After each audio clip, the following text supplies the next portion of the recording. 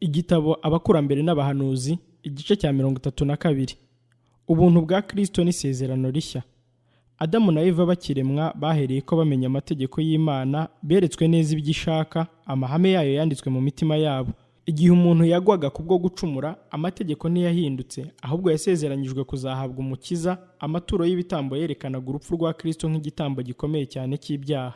Amategeko y'Imana yagiye ahererekanywa, ababyeyi bayasigira abana babo uko ibihe byagiye bikurikirana, ariko bake nibo bagiye bayakurikiza. Isi yahindutse mbi cyane, bituma biba ngombwa kuyejesha umwuzure kugira ngo ibonere. Nowa yigishije abamukomotseho amategeko 10. Ubwo abantu bongeraga kureka Imana, Uwiteka yatoranyije Aburahamu, uwo yavuzeho iti, kuko Aburahamu yanyumviraga akitondera ibyo mwihanangirije n'ibyo nategetse n'amategeko yanjye nandikishije n'ayo navuze. Itangiriro igice cya 26 umurongo wa 5. Niwe wahawe uburenganzira bwo gukebwa, ari ryo sezerano ryo kutazasenga ibigirwamana no kumvira amategeko y'Imana. Kuko abakomotse kuri Aburahamu bananiwe gukomeza iryo sezerano, bajyanywe mu buretwa muri Egiputa. Ubwo bivangaga n'abasengaga ibigirwamana kandi bagahatirwa kumvira Abanyegiputa, amategeko y'Imana yarushijeho guhindanywa n'inyigisho mbi z'abahakana Imana. Kubw'iyo mpamvu Uwiteka amanukira ku musozi Sinayi, maze mu cyubahiro giteye ubwoba atanga amategeko ye, abantu bose bateze amatwi. Icyo gihe nta nubwo yabasigiye amategeko yayo ngo bayafate mu mutwe, abantu bashoboraga kuyibagirwa, ahubwo yayanditse ku bisate by'amabuye. Kandi ntiyahagarariye aho, yabahaye amategeko 10. Mose yategetswe kwandika imanza n'amategeko, atanga amabwiriza anononsoye yerekana ibigomba gukorwa. Ayo mabwiriza yari amahame y'amategeko 10 yaguye mu buryo runaka, ateganyirijwe kurinda kwera kwayo. Iyo abakomotse kuri Aburahamu baba barakomeje ayo masezerano yagaragazwaga no gukebwa, ntibyajyaga kuba ngombwa yuko Imana itanga amategeko yayo kuri Sinayi cyangwa ngo iyandike ku bisate by'amabuye. Gahunda y'ibitambo nayo yarahinduwe. Kubera kubana cyane n'abasenga ibigirwamana, Isirayeli yari yaravanze imigenzo myinshi ya gipagani no gusenga kwabo. Kubw'ibyo Uwiteka abaha amabwiriza anononsoye yerekeranye n'umuhango wo gutamba ibitambo. Amategeko y'imihango yahawe Mose, kandi aba ari we uyandika mu gitabo. Ariko amategeko 10 yari yaranditswe n'Imana ubwayo ku bisate by'amabuye, maze abikwa mu isanduku. Amategeko y'uburyo bubiri, amategeko 10 n'amategeko y'imihango. Benshi mu bagerageza guhuza ayo mategeko y'ubwo buryo bubiri bakoresha imirongo ivuga iby'amategeko y'imihango, berekana yuko amategeko 10 yakuweho, ariko ibyo ni uguhindura ibyanditswe. Gahunda y'imihango yari igizwe n'ibishushanyo byerekana Kristo, igitambo cye, ubutambyi. Ayo mategeko y'imihango n'ibitambo n'imihango byayo, Adamu na Eva bakiremwa bahereye ko bamenya amategeko y'Imana, beretswe neza ibyo ishaka, amahame yayo yanditswe mu mitima yabo. Igihe umuntu yagwaga kubwo gucumura, amategeko ntiyahindutse, ahubwo yasezeranyijwe kuzahabwa umukiza. Amaturo y'ibitambo yerekanaga urupfu rwa Kristo nk'igitambo gikomeye cyane cy'ibyaha, byakomeje kubahirizwa n'Abaheburayo kugeza ubwo umwana w'intama wagereranyaga wahuye n'uw'ukuri mu rupfu rwa Kristo. Nibwo rero gutamba kwagombaga kurangira. Ayo niyo mategeko Kristo yadukuyeho, akayabamba ku musaraba we. Abakolosayi igice cya 2 umurongo wa 14. Ariko ku byerekeye amategeko 10, umunyezaburi aravuga ati, Uwiteka iteka ryose ijambo ryawe rihora mu ijuru rihamye. Zaburi 119 umurongo wa 89. Kandi Kristo ubwo aravuga ati, mwitekereza ko naje gukuraho amategeko, kandi ndababwira ukuri yuko ijuru n'isi kugeza aho bizashirira, amategeko atazavaho inyuguti imwe cyangwa agace kayo gato, kugeza aho byose bizarangirira. Matayo igice cya 5 umurongo wa 17 n'uwa 18. Aha yigisha yuko iby'amategeko avuga bidakwiriye guhinduka, isi n'ijuru bikiriho. Ibyerekeye amategeko yatangiwe kuri Sinayi, Nehemiya aravuga ati, wamanukiye ku musozi Sinayi uvugana nabo uri mu ijuru, ubacira imanza zitabera, ubaha amategeko y'ukuri n'amategeko atunganye n'ibindi byategetswe. Nehemiya igice cya 9 umurongo wa 13. Na Pawulo intumwa ku banyamahanga aravuga ati, noneho amategeko ni ayera, ndetse n'itegeko ryose ni iryera, rirakiranuka kandi ni ryiza. Abaroma igice cya 7 umurongo wa 12. Nubwo urupfu rw'umukiza rwakuyeho amategeko y'ibitambo byashushanyaga Kristo, ntirwakuyeho gukurikiza amategeko 10. Kubona Kristo yaragombye gupfa kugira ngo ahongerere kwica amategeko, byerekana yuko adahinduka. Abavuga yuko Kristo yaje gukuraho isezerano rya kera, berekana yuko idini ry'Abaheburayo rikoresha gusa imigenzo n'imihango. Ariko ubwo ni ubuyobe. Mu bihe byose byahise nyuma yo gucumura, Imana yari muri Kristo, niho yiyungiye n'abari mu isi. Urwandiko rwa 2 rw'Abakorinto igice cya 5 umurongo wa 19. Kristo yari urufatiro n'inkingi ya gahunda y'ubutambyi. Uhereye igihe ababyeyi bacu ba mbere bacumuriye, Data wa twese yashyize isi mu maboko ya Kristo kugira ngo ashobore gucungura umuntu kandi amwibutse ubushobozi bw'amategeko y'Imana. Imishyikirano yose yabayeho hagati y'Imana n'umuntu wacumuye yanyuze muri Kristo. Umwana w'Imana niwe wasezeranyije ababyeyi bacu ba mbere isezerano ryo gucungurwa. Adamu, Nowa, Aburahamu, Isaka, Yakobo na Mose bari bazi ubutumwa bwiza. Abo bakiranutsi ba kera bagiranaga imishyikirano n'Umukiza wajyaga kuzaza ku isi yacu nk'umuntu. Kristo yari umuyobozi w'Abaheburayo mu butayu, ari we marayika wagendaga imbere mu nkingi y'igicu. Niwe wahaye Abisirayeli amategeko.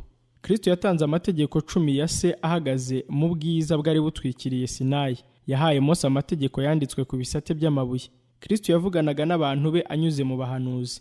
Intumwa Petero avuga yuko abahanuzi bahanuye ibyako gakiza, barondora iby'ubuntu mwari mugiye kuzahabwa babishinikiriye, barondora igihe cyari cyo n'ibimenyetso byacyo byerekanwaga n'umwuka wa Kristo wari muri bo, agahamya imibabaro ya Kristo itari yaba n'ubwiza bw'uburyo bwinshi bwari bugiye kuyiheruka. Urwandiko rwa mbere rwa Petero, igice cya mbere, umurongo wa 10 n'uwa 11. Kristo niwe uvugira mu isezerano rya kera. Guhamya kwa Yesu ni umwuka w'ubuhanuzi. Ibyahishuwe igice cya 19 umurongo wa 10. Igihe Yesu ubwe yari kumwe n'abantu, yerekeje ibitekerezo byabo ku isezerano rya kera. Murondora mu byanditswe kuko mwibwira ko muri byo ariho mufite ubugingo buhoraho, kandi ari byo bimpamye. Yohana igice cya 5 umurongo wa 39. Icyo gihe ibitabo by'isezerano rya kera niwo mugabane wonyine wa Bibiliya wari uriho. Amategeko y'imihango yatanzwe na Kristo, na nyuma y'igihe byari bitakiri ngombwa kuyubahiriza, intumwa ikomeye Pawulo avuga yuko ayo mategeko yari ayera, akwiriye Imana yo yayatanze. Umwotsi w'imibavu wazamukanaga n'amasengesho y'Abisirayeli ugereranya gukiranuka kwe, ariko konyine kwatuma amasengesho y'umunyabyaha yemerwa n'Imana. Igitambo kiva amaraso ku gicaniro cyahamyaga umucunguzi uzaza. Niko rero mu gihe cy'umwijima no gusubira inyuma mu by'umwuka, kwizera kwibereye mu mitima y'abantu kugeza ubwo Mesiya wari warasezeranywe yaje. Yesu yari umucyo w'isi mbere y'uko aza mu ishusho y'umuntu. Icyezezi cy'umucyo cya mbere cyarasiye mu mwijima cyaturutse kuri Kristo. Kuri we niho haturutse n'umurase wose w'ubwiza bw'ijuru wageze ku batuye isi.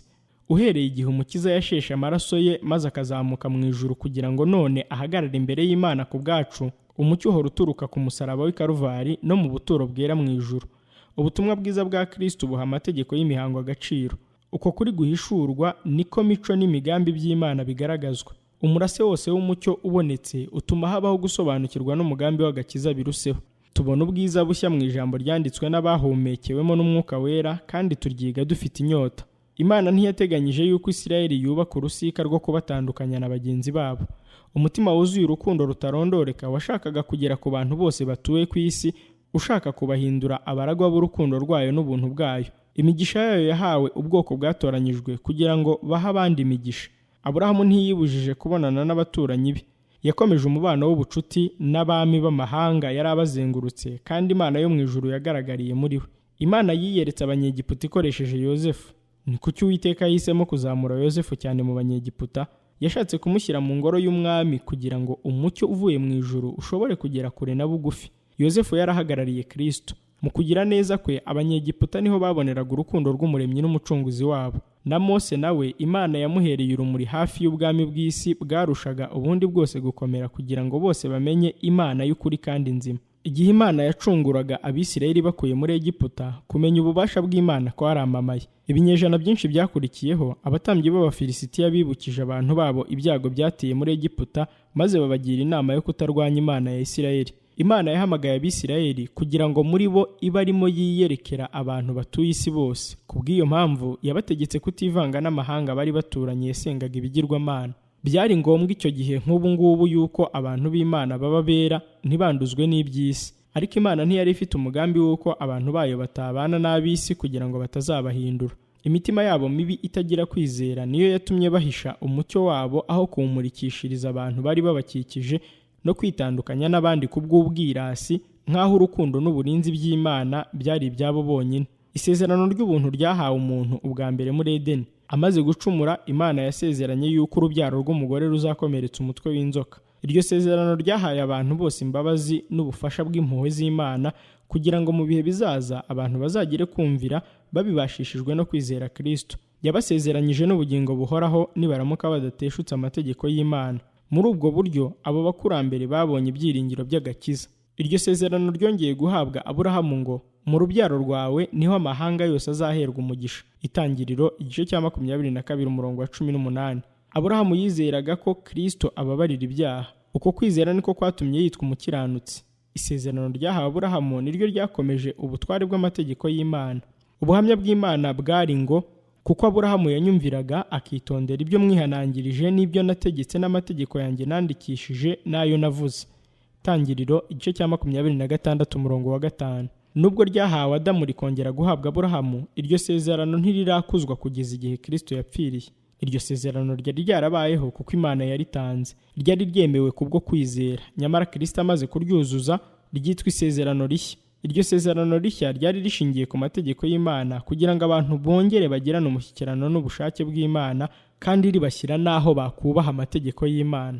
Irindi sezerano mu byanditswe byera ryitwa isezerano rya kera, rikaba ryarashyizweho hagati y'Imana na Isirayeli kuri Sinayi maze ryuzuzwa n'amaraso y'ibitambo.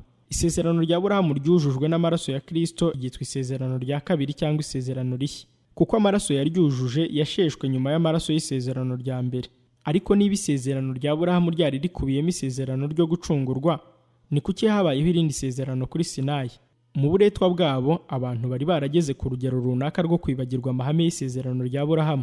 Ubwo yari bakuye muri Egiputa, Imana yashatse kwerekana ububasha n'imbabazi byayo kugira ngo bagezwe ku kuyikunda no kuyizera. Yabihambiriyeho nk'umucunguzi wabo wari ubakuye mu buretwa bw'igihe gito. Ariko ntibari bazi neza kwera kw'Imana, uburyo imitima yabo yari ifite ibyaha birenze, kudashobora bo ubwabo kubaha amategeko y'Imana nuko bakeneye umukiza. Imana yabahaye amategeko yayo ibasezeranyije imigisha myinshi cyane, ariko bagombaga kumvira. None ni mu nyumvira by'ukuri mukitondera isezerano ryanjye, muzambera ubwami bw'abatambyi n'ubwoko bwera. Itangiriro igice cya 19 umurongo wa 5 n'uwa 6. Abantu ntibamenye uko ibyaha by'imitima yabo byanganaga kandi yuko badafite Kristo batashobora kwitondera amategeko y'Imana.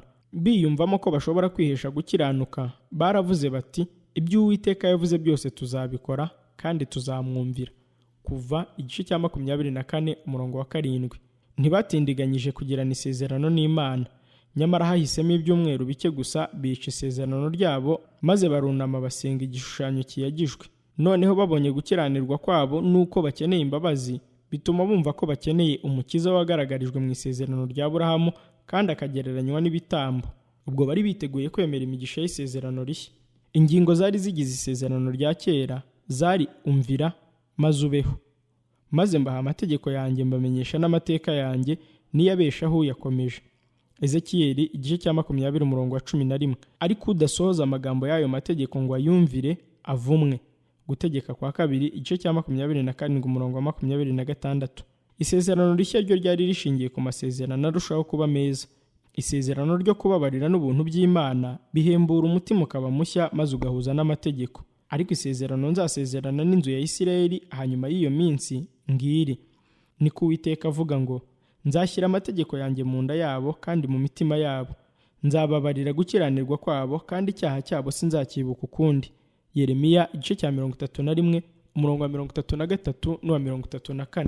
Ya mategeko yanditswe ku bisate by'amabuye niyo yanditswe n'Umwuka Wera mu mutima. Twemera gukiranuka kwa Kristo, amaraso ye ahongerera ibyaha byacu. Kumvira kwe kuremerwa kugira ngo dufashwe. Hanyuma kubw'imbabazi za Kristo tuzagenda ndetse nk'uko yagendaga. Avugira mu muhanuzi yavuze ibye ati, nishimira gukora ibyo ukunda, ni koko amategeko yawe ari mu mutima wanjye. Zaburi ya 40 umurongo wa 8. Pawulo yerekana neza isano iri hagati yo kwizera n'amategeko mu isezerano rishya. Nuko rero ubwo twatsindishirijwe no kwizera, dufite amahoro ku Mana kubw'Umwami wacu Yesu Kristo. Mbese none duhinduza ubusa amategeko kwizera?